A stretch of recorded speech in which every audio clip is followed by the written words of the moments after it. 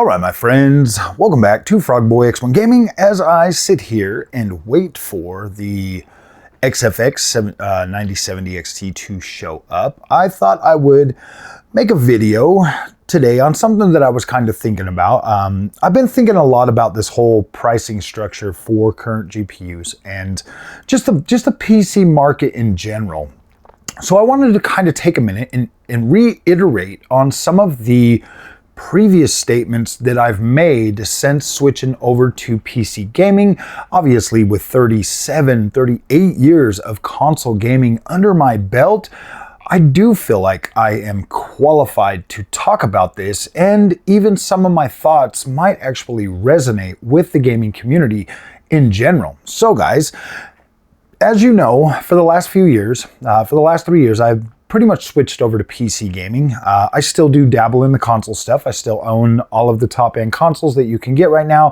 PlayStation 5 Pro, Xbox Series X, Xbox Series S. I still have access to all of these consoles and still actively buy games for those and still play on them every once in a while. Not as often as I used to, but I do still get on there and play some of these games. So I've seen the last two, this last generation of GPUs in particular, but obviously the last generation as well was pretty pricey if you take into effect all of the different types of AIBs, all of the initial pricing from NVIDIA being quite aggressive at aggressive isn't like aggressively trying to take the money out of your pockets at $1,200 for like a 4080.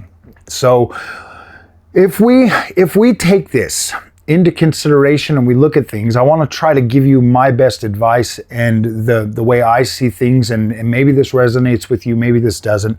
But first off, I want to start with, look guys, we know that it is significantly easier for people to go out of their way to grift and complain about things like pricing and all of those things because they resonate with a lot of people wanting to be able to have, certain products and not have to pay as much for them. Like, we know that resonates. We know that gets a rise out of people. We know that gets people angry, and we know that that is just really low bottom feeding type of content that is basically like rage bait content. Like it is, and it resonates with a lot of people.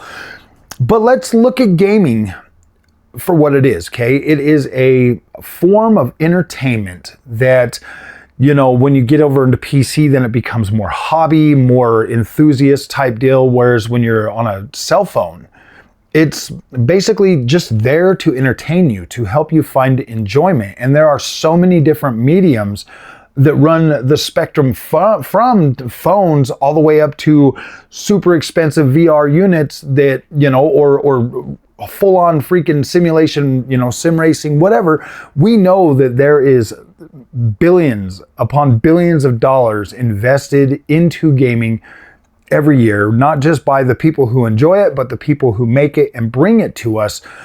And we all try to meet in the middle the best we can to, make sure that we're all, either making money on the products that we're making, or, getting enough value out of the products that we're buying to enjoy that medium that is essentially entertainment. No matter how you look at it, that's what it boils down to. It is entertainment. And so people going out of their way to rage about price and stuff like that, we know that like the entry point for gaming is cheaper than it's ever been. With services like Xbox Game Pass, with phone, being able to download games and play them on your phone, the barrier to entry is lower than it has ever freaking been before, and the quality of that content is significantly better than it's ever been before. So we know that at least that part is growing and it's doing well, and it absolutely opens the door for more people around the globe and everywhere you are to be able to enjoy gaming one way or another. So I find it very disingenuous when people attack pricing of these products for rage bait angry content. Now we can all sit and be like, okay, well, this product came out and maybe it's not worth the money, maybe it is worth the money. You know what I mean? Maybe, I mean, like, obviously we are, you know, paying a little bit extra for certain names. We are, like, that's always been that way. And that is I think that's a consumer problem. You know, if you find or are attracted to a specific brand and you're willing to pay that extra money, fine. But for other people to be like, man, I don't know, that price is blah, blah, blah, or whatever, to just rage bait, that's kind of disingenuous. I don't really stand by that. So let me explain my thinking on this so that you guys can kind of understand where I'm coming from. Because yeah, we have seen prices for GPUs get significantly higher over the last couple of generations for GPUs. But we have also seen, and I'll tell you right now, like, if you're coming from console to PC, I've already said this and I stand by this 100%, that a 7800 XT power with 16 gigs of VRAM is really all you need, paired with a 1440p monitor, to be happy and to have a significantly better experience than you would get on any console out there. And you don't need a super expensive motherboard. You don't need a super expensive CPU. You don't need all of these extra things, all these extra bells and whistles. You can really get by on $1,500 to build a system out like that will easily outperform and last longer than the current console generation. So when I hear people out there, you know, completely like freaking out about like the prices of the higher end cards, we already know that the uptick, the gain from those from like a 7800 XT to the top of the line 5090 right now, it's not, I mean, it is a pretty wide gap, but it's not so much that you absolutely have to have that to be able to enjoy that experience. So when we look at the prices for current generation hardware, okay, we look at the prices for the AMD cards. They came out at $600 and $549 respectively. NVIDIA's prices were $549, $749, $1,000, and $2,000 for the 50 series stack. And yes, when the higher up there you get, the more of a cost that's coming with that. Now with NVIDIA, it's kind of, it's more of a, like, those cards are absolutely designed to fully take advantage of AI. And, you know, they've got the faster memory, they've got the you know, the CUDA operations, all of that. So yes, you are paying more for that, whereas your gaming GPU, the top of the line gaming GPU, that in my opinion, for the NVIDIA stack, that's not really getting that extra markup, is the 5070 Ti. The 5070 Ti is what you should be looking at, is like, okay, this is that top end gaming experience. This is, you know, where I should be. This is the price that NVIDIA was able to bring down, you know, from the other stuff. They were able to bring that price down to $750 at their, you know, starting MSRP, and then AIBs are allowed to run wild with that, and you're usually seeing the AIB prices anywhere from $200 to $300 more than what NVIDIA has decided to make those. Now, the same goes for AMD. Their prices start at $550 and then $600 for the 9070 and the 9070 XT. And you are seeing this again play out. You are seeing the base standard MSRP models, but then you are also seeing AIBs as much as $200 to $300 more on top of that. Anything above those prices, those like, I'm going to say reasonable prices for those products, because they are AIBs. They are being built by the companies that you love, that you've wanted to use, that you've, you know, supported for a very long time. They're still being made by those companies, and those companies are turning over their costs to you to try to make some extra money on research and development, whatever, you know. I get that there's a whole bunch of other reasons in there for their marketing, for their budgets, for whatever else that they are trying to recoup, and they're trying to make a profit. They're trying to, you know, pay, you know, the people that work for them, stuff like that. I'm not defending trillion-dollar companies. I'm just saying that there is a cost associated with buying those name brands that you love. And yes, we'll be honest, and we'll say that there is a percentage of that cost that is literally for the name, for the branding, for the bragging rights that you get for buying that specific model that you bought. And then, but then on the other hand, you know, so we're looking at that. We're looking at both of these brands being able to upsell upsell you on better coolers, better design, better, power delivery, overall better parts, manufacturing, aesthetics of these GPUs and stuff like that. So I get that, like I understand that, but the prices are a little bit higher. They're ranging anywhere from, $600 to $800 for XT. They're ranging anywhere from $750 to well over $1,000 for 5070 Ti. And so this is where we as customers need to, I think this is the reason why I think there's just so much misplaced anger out there over a lot of this, just because of the fact that, like, me as a man, and this is my experience, this is me getting up, going to work, making money, doing things the way I want to do them.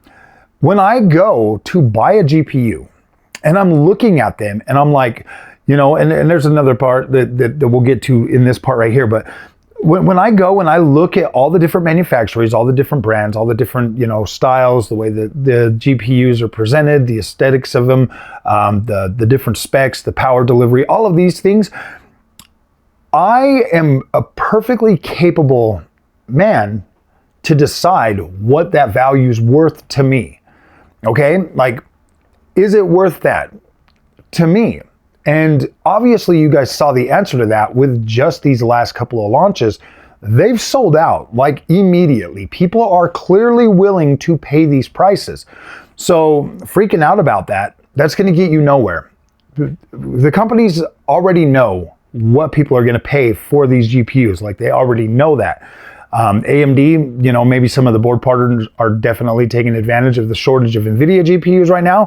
I don't blame them. Obviously, people are willing to pay that for those GPUs. Like, okay, we should kind of be happy, but at the same time, maybe like, at least do your due diligence on these different brands to see exactly what your favorite one is and what you're willing to pay for it. So, but the one thing that I do kind of get irritated about is because, as you know, I bought the 5070 Ti Asus Prime, and I actually wanted the MSI Trio. That was the card that I absolutely wanted. That was the one I was looking at. I was like, I want the Trio, but I only had the option to get that because of stock shortages, because there's just not enough out there. What I would like to see is more real competition from these GPU manufacturers, like actually having stock to where you can pick which one you want, because I think that there would alleviate a lot of the frustration that I think the PC community shares, is when they look at those and they see the prices and they're like, okay, well, for me, I'm like, I like the way the MSI Trio looks. I want that card. That looks cool. That's the one that stood out to me. It's very aesthetically pleasing. That's the one I want to spend my money on. But then only having an option to buy one specific brand, it's like, okay, well, I don't know if that's worth it to me for that same amount of money to buy this card over that card. But I am happy to say that I actually love the aesthetic of the Asus Prime. I think this card is absolutely incredible. Unboxing that and checking that out and like holding it in my hand, that whole thing went away really quickly. I was like, okay, I like this card. I like the way this looks. It's a very, very beautiful looking card. So that there, I think, would help a lot. Now, remember back to the first part where I said that the 7800 XT is basically all you need? Well, I stand by that. I stand by that 100%. And that price range at a $500 GPU, you do not really need more than that. So if you're out there, and this is the way I look at it, you can be mad at me all you want. If you're having a difficulty spending $600 to $800 on a GPU, they make perfectly good PlayStation 5 Pro, Xbox Series X. I know this isn't what you want to hear, but they make perfectly good consoles that on a 1440p monitor deliver an excellent experience that is more than sufficient for you to game on. Because if you are, this is the way I look at it, if you have $600 to buy a GPU and you can't stretch that a couple $100 more for a better one,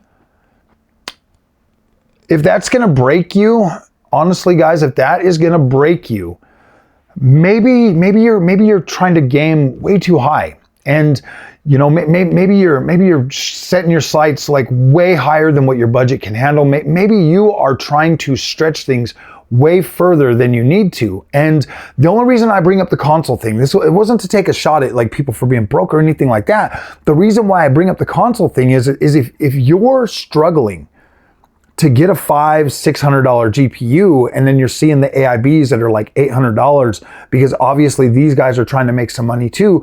If you're seeing that, if you're finding yourself in this position, you should be looking at the consoles, because anything under 7800 XT for me is kind of like you're in a territory where you're basically getting a card that's stronger than the current consoles, but at a severe disadvantage because it doesn't have enough VRAM, or it's the bit width of the GPU is 128 bits. So trying to play something at 4K on that is just not really a feasible option. So you're getting this compromised experience for $1,500. That's what those builds cost. That 60 series class GPU. That's what those builds cost. And so you are essentially, the 3060 Ti was an awesome card. It just needed more VRAM. That was the biggest problem with that. But the new 60 series cards are just way too cut down to deliver that experience. And if they're not giving you enough VRAM, you're essentially at a console experience anyway. So don't even waste your time or your money on that. Get a PlayStation 5 Pro and get the nicest 1440p OLED monitor you can find, and I guarantee you it's gonna blow your mind. It's gonna blow your freaking mind, and that is gonna cost you exactly the same amount as buying that pre-build for that gaming experience in a 60 class card. You're already gonna get a significantly better experience. Significantly better. And I mean that from the bottom of my heart, that your experience will be significantly better on PS5 Pro on a 1440p OLED monitor than it's ever going to be on a 60 class card on a 4K TV. I guarantee you that. I guarantee you that. It just doesn't even make sense, and it absolutely blows my mind that so many people graduate from consoles right to a 60 series card. And I'll tell you the reason they do it, because I did it myself. I was under the impression that $1,500 PC meant 3 times better than console experience, which that's not the case. That's not the case. That 8 gigs of VRAM literally started.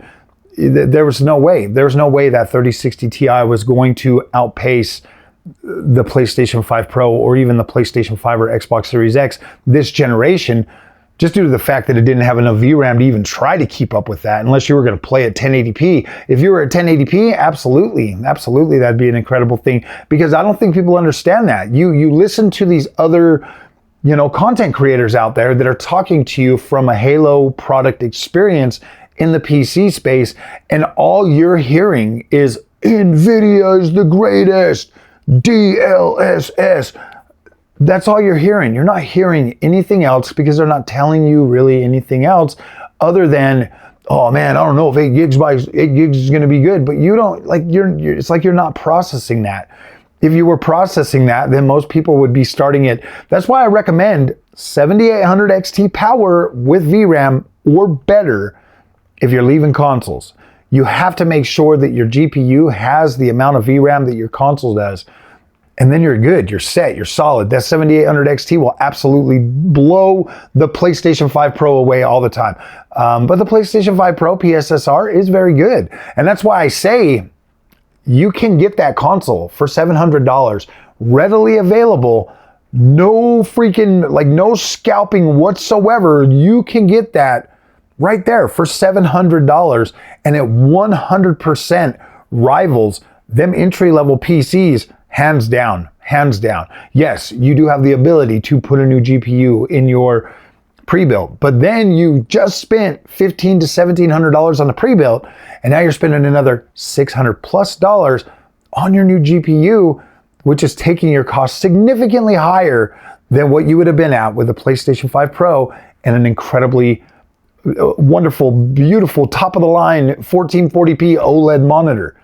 I kid you not. I kid you not, my friends. You can have an incredible experience with these consoles at a reasonable price. At a reasonable price. I assure you that. So let's recap this a little bit, because I want people to understand that, like, look, guys, I get that PC parts are getting expensive, and you can yell at me all caps all you want, telling me this is unfair and these prices are bad and the PC gaming used to be.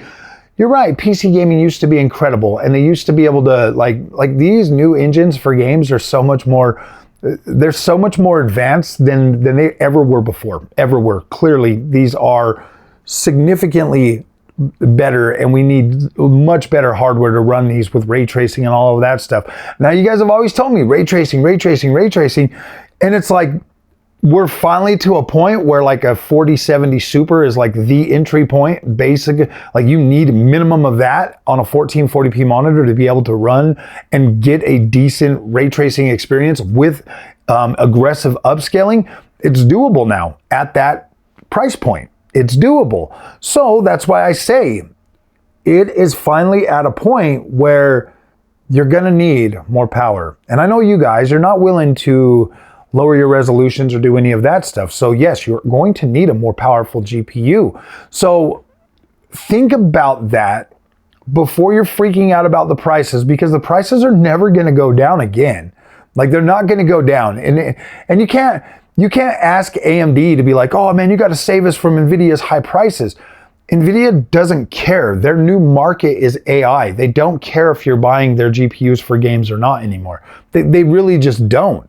I mean, they threw you a bone. They're like, 5070 Ti, 4080-ish power, 16 gigs of RAM, 256-bit bus, starting at $749, if you can get one, but then we'll let the AIBs decide. That's where they're at. That's where NVIDIA's at. They're going to bring out the rest of their stack. Obviously, the 5070 is a complete joke. 12 gigs of VRAM, like, you are significantly more, I would make fun of you if you bought a 5070 over a 9070. I would make fun of you. I would be like, that was dumb. Like, all the DLSS in the world isn't going to save you from your 12 gigabytes of VRAM. And DLSS 5 isn't coming out until the 6000 series, so you will not be able to download any RAM. The DLSS, the VRAM is not going to work until the next generation. Like, and you don't even, that's probably going to be the selling feature of the 6000 series GPUs or the 60 series NVIDIA stack. Or a DLSS memory, VRAM. Yeah, like you're crazy. Don't buy that card. Buy the 16 gigabyte one. Same price, maybe a little bit of markup, but absolutely. When those 60 series GPUs from NVIDIA come out, don't even look at them. Don't even look at them. Unless they've got 16 gigs of RAM and 192-bit bus, do not even look at those freaking cards.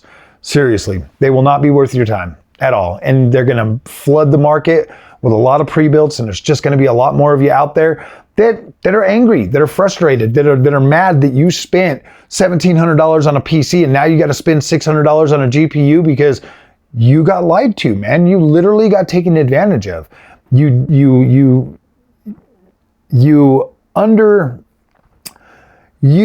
Okay, so like, here's the thing, man. It's not that you did it on purpose. I know you didn't do it on purpose. I didn't do it on purpose. I just didn't fully understand or comprehend that, yes, just because the PC is $1,500, it doesn't mean that it's going to be twice as good as a PS5 Pro. It doesn't mean any of that. It just means that $1,500 is the starting price for a really high performance 1080p gaming experience. Like, you put a 4070 Super or a 4060 or something on a 1080p screen, you're gonna get a good experience. Like, it's gonna blow your freaking mind. Like, 1080p max settings, fully maxed out, running over 100 frames a second, absolutely gonna blow your mind.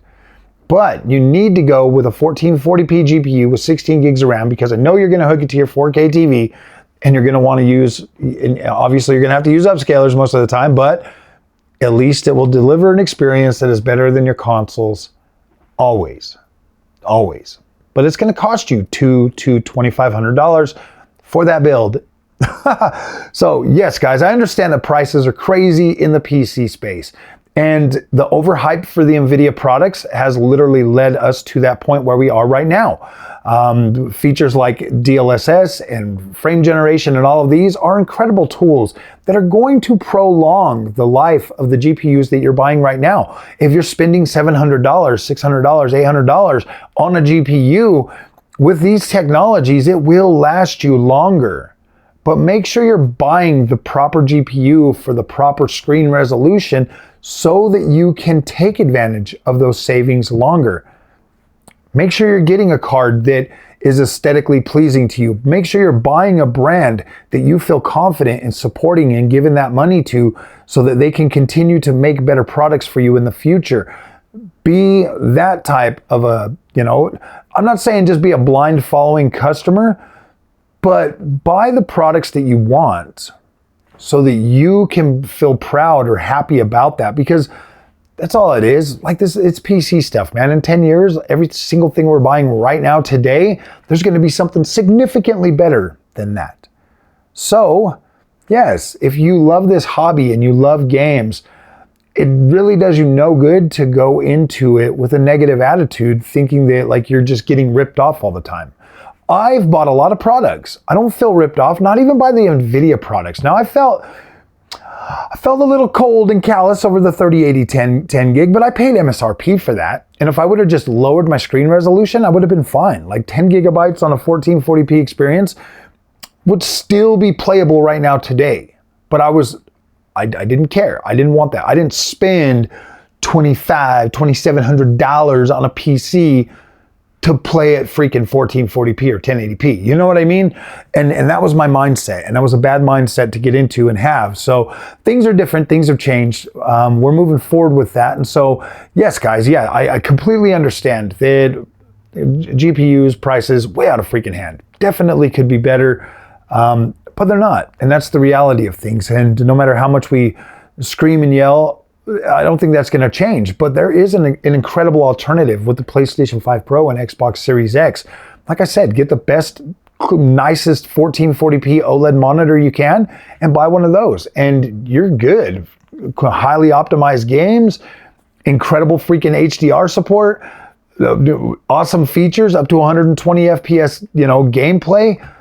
Yeah, what more do you freaking really need? Honestly, most of these GPUs that we're buying today, you've seen 5090 at 30 frames per second on Cyberpunk for $2,000.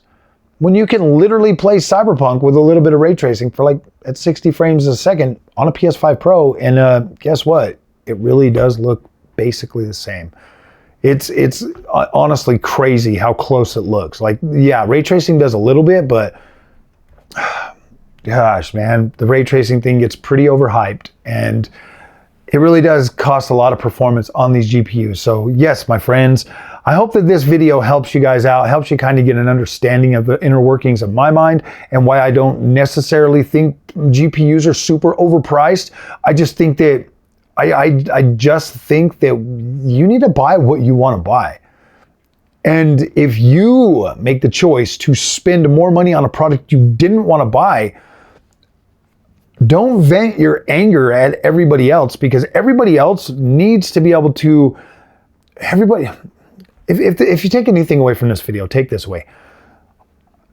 Everybody is in the same position you are, okay? Everybody, well, not the same position, but everybody's in the same type of predicament you are.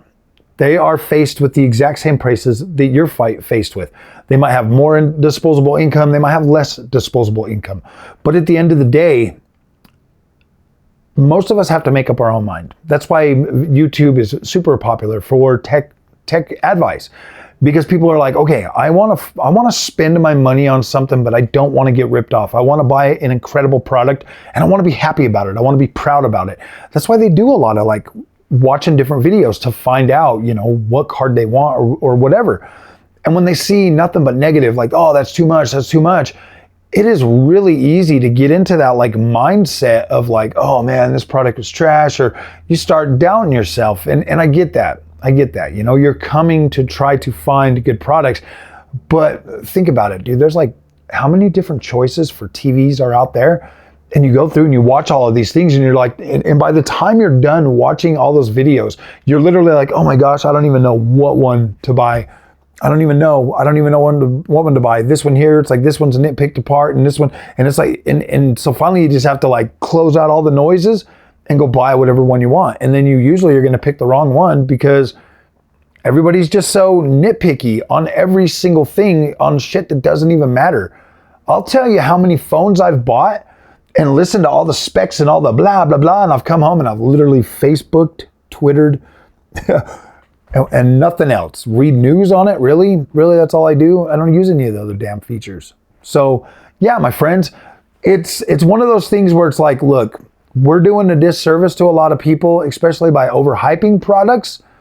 And then, you know, not being 100% honest with the community out there. Like, look, guys, I get it. Gaming is becoming a very expensive habit or hobby, but it's also becoming a very expensive thing for companies to build these games. You've seen how many freaking companies go out of business recently? Yeah, we just lost another one. The guys that remastered Moon Studios or whatever, they remastered the gosh dang it, what's the name of that game? I don't know. They just remade one of them Sony games, and now they're gone. And it takes a lot of money to build these games. It takes a lot of money to pay the people that do it. It's a very costly, high risk, high reward industry. And yeah, you have to protect yourself, my friends. You can't just rely on rage bait anger, bro. That's not going to do anything. At the end of the day, you still want that product. You still want it. So you're going to buy it. Like, you're going to buy it no matter what anybody says, you're going to pay the price. But I think it would be significantly better if we all were like just a little bit more positive about what we're doing and what we're buying. Just a little bit. I mean, like, yeah, nobody's ever going to get rid of the rage baiters because that's the easiest freaking form of content to make, is just being angry, the venting, blah, blah, blah. So, all right, my friends, thank you for watching another Thinking Out Loud with Froggy. I don't think I introduced the video like that, but yeah, Thinking Out Loud with Froggy, man. GPU prices and just how things are, just how things are going. I just wanted to give you a little bit of my insight to kind of help you see inside the mind of the frog. And yeah, man, I don't think these prices I don't think they're unreasonable. Now when I look at like 5080, 5090, those prices, like scalper prices, yeah, absolutely unreasonable. But would I, if I was still in the market for 5080, would I pay the MSRP of $1,600 for the Asus ROG Astro? Absolutely. Absolutely. I would buy that card. That card is so aesthetically pleasing to me that I would buy it. I would pay Asus their money, their $1,600 for that GPU, but I'm no longer in the market for that. I am perfectly satisfied with the 5070 Ti and the 9070 XT. I think that is a much better place to be at for content this generation for GPUs. Maybe if both of them, you know, AMD and NVIDIA come out with higher end cards next generation, maybe we will go back up. Maybe we will. Maybe we'll go lower. Who knows? Maybe by the end of this generation, we'll be at a lower tier of card as well. You know, maybe 5060 comes out and it's got 16 gigs. Maybe 9070 XT or 9060 XT comes out and we test those out. I don't know. I think that this is where we're going to stay though. 9070 XT and 5070 Ti. So, all right, my friends, thank you guys. We'll see you in the next one. Have a good night and hit that like and subscribe and get ready for all of this weekend full of 9070 XT content. We'll see you later.